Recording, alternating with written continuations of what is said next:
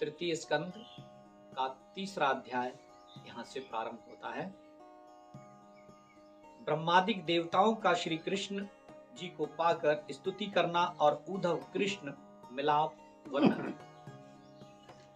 उद्धव जी बोले, हे विदुर जी, इसके उपरांत जब माता पिता को सुखी करने की इच्छा से बलभद्र जी को साथ लेकर श्री कृष्ण जी शत्रु यूथों के स्वामी कंस को मारने गए, तब पहुंचते ही उसे बलपूर्वक राज सिंहासन से पृथ्वी पर खींच लिया और पटक पटक कर मार डाला। पश्चात उन विद्याओं के केंद्र सर्वशक्तिमान भगवान ने गुरु सांदीपन मुनि से सब वेदों को विस्तार से पढ़कर उनके मृतक पुत्र को पंचजन्य के पेट से निकालकर गुरु के लिए गुरु दक्षिणा दिया। फिर राजा भीष्मक की कन्या रुक्मिणी को बीच स्वयंवर से हरण कर आतताई राजाओं का मान मर्दन कर उस लक्ष्मी रूपा के साथ गंधर्व विवाह किया। फिर बिना नथे हुए बैलों को नाथ कर उन्होंने नागनजिति को भी विवाह और मूर्ख राजाओं को अपने अस्त्रों से मारा। भगवान ऐसे स्वतंत्र एवं अमित पराक्रमी थे। उन्होंने सत्यभामा को प्रिय करने की इच्छा से स्त्री के वश होकर पारिजात लाने का वचन दिया। जब वे इंद्रलोक में पारिजात पुष्प लेने गए तो देवताओं सहित इंद्र उनसे युद्ध करने आए। श्री कृष्ण जी ने उन्हें परास्त किया। फिर जब पृथ्वी देवी ने प्रार्थना किया तो उनके पुत्र भगदत्त को राजा बनाकर वे महत्वशाली भगवान पृथ्वी देवी के घर गए। कितने ही राजाओं को उन्होंने बंधन मुक्त किया, भौमासुर को मारा, कितने ही अवलाओं का उद्धार किया। सबका प्रेम पूर्ण एक कर ही वार अपने अनेक रूपों से उन्हें पुत्रवती बनाया। उनकी वो विस्तृत माया बड़ी अपरंपार है।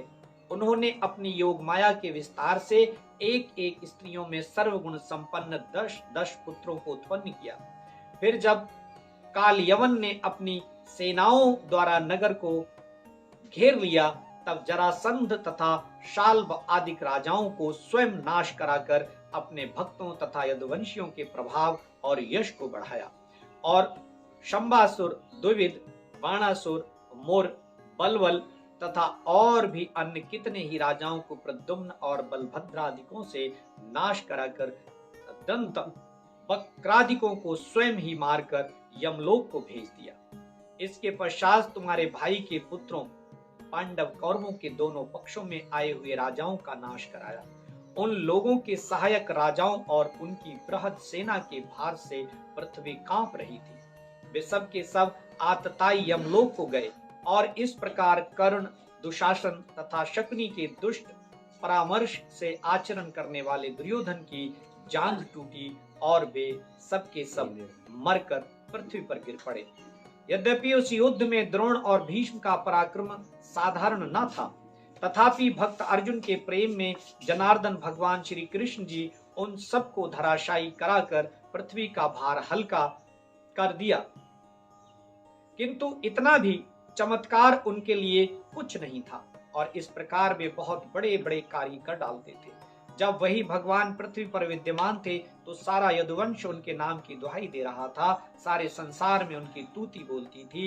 ये समय के परिवर्तन काल की महिमा और उनकी इच्छा सारे यदुवंशी दुर्व्यसनों में फंस गए, मदिरापान करने लगे। फिर आप जानते ही हैं कि मद्य पीकर कोई अपनी बुद्धि का सदुपयोग नहीं कर सकता। फिर तो वही हुआ जो होना था। नशे के आवेश में सबने परस्पर विवाद किया, एक ने दूसरे को गाली दी।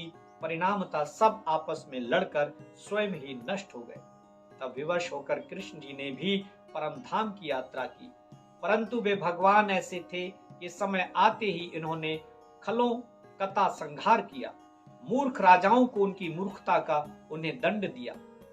नागनजिति के विवाह में क्या क्या उपद्रव हुआ, तथापि नागनजिति की इच्छा करने वाले उन अस्त्रधारी मूर्ख राजाओं को श्री कृष्ण जी ने स्वयं अपने अस्त्र से मार मित्रों को आनंद दिया। राजकुमारी उत्तरा के गर्भ की रक्षा करने वाले वही थे। उन्होंने युधिष्ठिर से 3 बार अश्वमेध यज्ञ कराया। ये उन्हीं का प्रताप था। उन्हीं भगवान श्री कृष्ण जी के बल से युधिष्ठिर को उनका राज्य मिला। वे श्री कृष्ण जी सर्वदा सन्मार्ग से स्थित रहते थे। उन्होंने भली भांति सांख्य शास्त्र का अध्ययन किया था। उनके प्रेमपूर्ण मुस्कानों, अलभ्य दर्शनों और अमृत के समान वचनों से ही प्रसन्न होकर निर्दोष चरित्र वाली श्री लक्ष्मी सर्वदा उनमें निवास करती हैं। उन्होंने अपने जीवन में कितनी ही अनाथ अबलाओं का उद्धार किया, कितनों को परलोक का सुख दिया और समस्त यदुवंशियों ने बहुत ही आनंद उठाया है। परंतु इतना सब कुछ करते हुए गृहस्थ जीवन के अपूर्व सुखों में पड़े रहने पर भी जनार्दन श्री कृष्ण जी सर्वदा निष्प्रह और वैराग्य युक्त रहते थे। वे पूर्ण योगी थे। आज भी जो उनकी इस महिमा का स्मरण करते हुए योग युक्त हैं अथवा जो उनमें लौ लगा देते हैं, उससे प्रारब्ध की कोई चिंता नहीं रहती। उद्धव जी कहते हैं कि जब श्री कृष्ण जी ने देखा कि अब यदुवंशियों में धर्म का ह्रास हो रहा है और सबके सब मदिरा पीते हैं, तब उन्हें बड़ा दुख हुआ। उन्होंने बहुत प्रकार से उसका प्रतिकार कराया, परंतु मर्ज बढ़ता ही गया।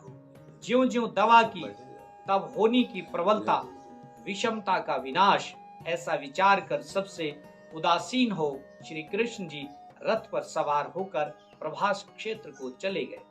वहां पहुंचकर उन्होंने विधि पूर्वक स्नान कर जल से पितरों तथा ऋषियों को तर्पण दिया। फिर उन्होंने बहुत सी गुणवती गौएं और सोना चांदी, शैया, वस्त्र, मृग चर्म, कंबल, रथ, हाथी, कन्या, सवारी और इस प्रकार कितने ही अन्नों का ढेर और बहुत सी पृथ्वी ब्राह्मणों को दान दी। सब उपस्थित यदुवंशियों ने मस्तक झुकाकर श्री कृष्ण जी को नमस्कार किया।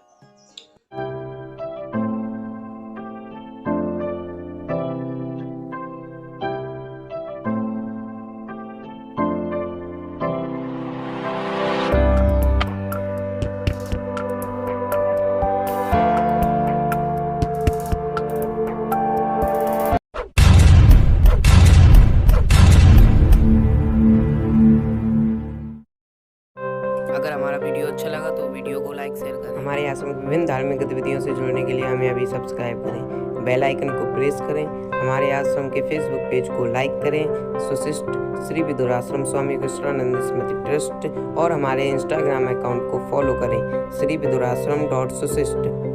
अधिक जानकारी के लिए हमारी वेबसाइट पर जाएं www.sushist.in। जय श्री राम। मिलते हैं नेक्स्ट वीडियो में।